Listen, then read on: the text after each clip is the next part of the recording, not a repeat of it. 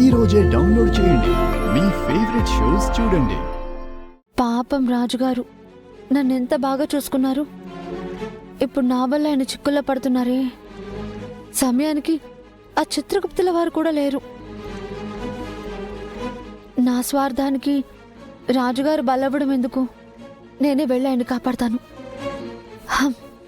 తక్షణమే అమరావతికి బయలుదేరు యమధర్మరాజా.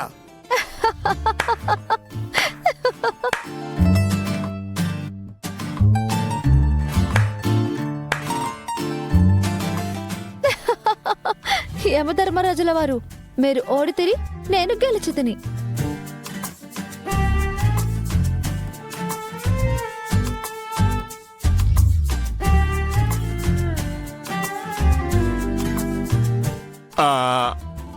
అవును తల్లి, నీవే గెలిచితివి, మేము ఓడితిమి. యమధర్మరాజా, ఈ గెలిపోవటములు ఏమిటి? ఏమీ లేదు నారదుల వారు.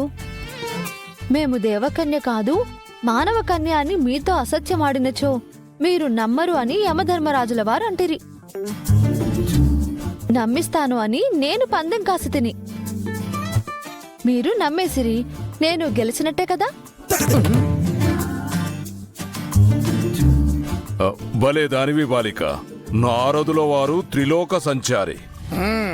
నీవు దేవకన్యవని, ఇంద్రుడు కుమార్తె ఇంద్రజవని వారికి తెలియదా ఏమి? ఏదో నీ సంతోషం కోసం కాస్త నమ్మినట్టు నటించారంతే. అంతే కదా మహర్షి?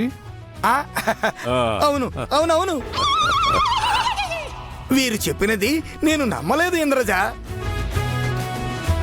నీ దగ్గర నేను నమ్మినట్టు నటించి తిని ఓహో, ఈ యమధర్మరాజుని కాసేపు ఆట పట్టించాను అంతే. మహర్షి, రాను రాను ఇంద్రజ అల్లరి పిల్ల అయిపోతున్నది. యమధర్మరాజా, ఆమె వయసుకు అల్లరితనము అందముగానే ఉండును. ఈ నరకములో కూడా నవ్వులు పోయిస్తోంది అంటే అది ఒక్క ఈ ఇంద్రజకే చెల్లినది. ఇక మేము వెళ్ళి వచ్చేదము యమధర్మరాజా. నారాయణ నారాయణ నారాయణ. అమ్మయ్యా, ఏమిటి బాలిక నువ్వు చేసిన పని? నారదుల వారి ముందు నన్ను ఇరుకున పడేసితివా? మిమ్మల్ని బయటపడేసింది కూడా నేనే కదా రాజుగారు. కాసేపు మా రక్తపోటు పెంచుతివి.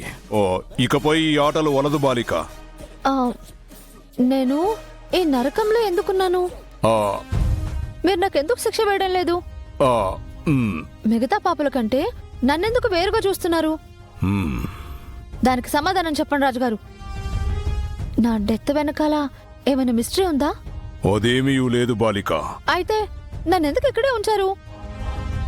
నన్ను మా లోకానికి వెళ్ళనివ్వండి. మరి నాకు మా లోకానికి వెళ్ళాలనుంది. మా చెల్లెల్ని చూడాలనుంది. పంపుతారా పంపరా?